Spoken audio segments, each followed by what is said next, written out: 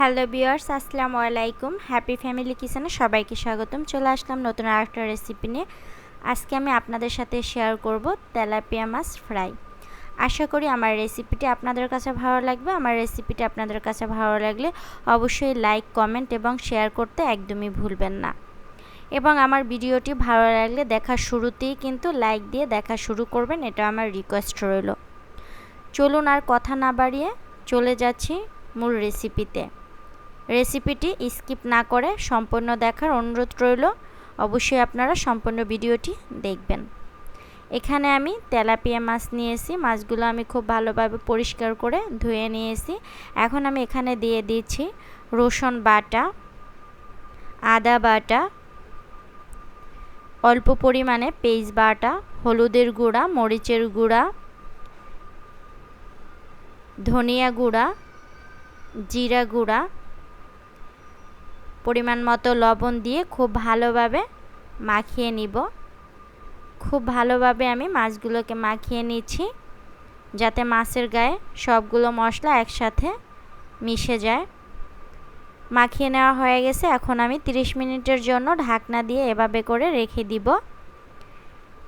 এখন আমি এখানে ভাজার জন্য ফ্রাই প্যান নিয়েছি। দিয়ে দিচ্ছি তেল। এখানে তেলের পরিমাণটা একটু বেশি দিতে হবে। তেলটা গরম হওয়ার পরে আমি এখানে দিয়ে দিচ্ছি ম্যারিনেট করা মাছগুলো। একে একে আমি মাছগুলো দিয়ে দিচ্ছি। কিছুক্ষণ এভাবে অল্প আঁচে রেখে মাছগুলো ভেজে নিতে হবে। এখন আমি উল্টে পাল্টে নিচ্ছি। এভাবে করে উল্টে পাল্টে মাছগুলোকে ভালোভাবে চেপে চেপে ভেজে নিতে হবে। এ পর্যায়ে কিন্তু চুলার আঁচটা একদমই মিডিয়াম টু লোতে রাখতে হবে, না হলে কিন্তু মাছগুলো পুড়ে যাবে।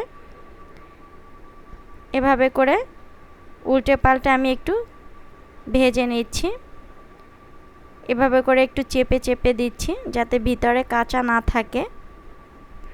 মাছগুলো কিন্তু আমি খুব সুন্দরভাবে ভেজে নিয়েছি। এ পর্যায়ে আমি তুলে পরিবেশন করে নিচ্ছি। দেখেন কতটা সুন্দর হয়েছে। পরিবেশনের জন্য আমি এখানে কিছু পেঁয়াজ বেরেস্তা এবং শুকনো মরিচ দিয়ে দিচ্ছি।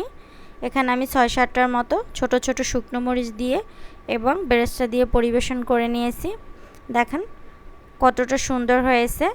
এভাবে কিন্তু খুবই সহজভাবে আপনারা বাসায় তৈরি করে নিতে পারেন।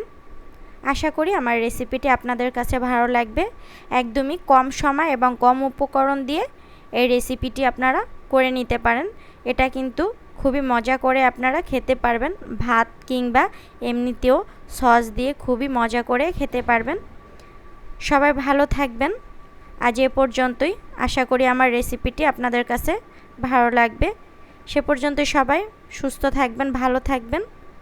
আল্লাহ হাফেজ।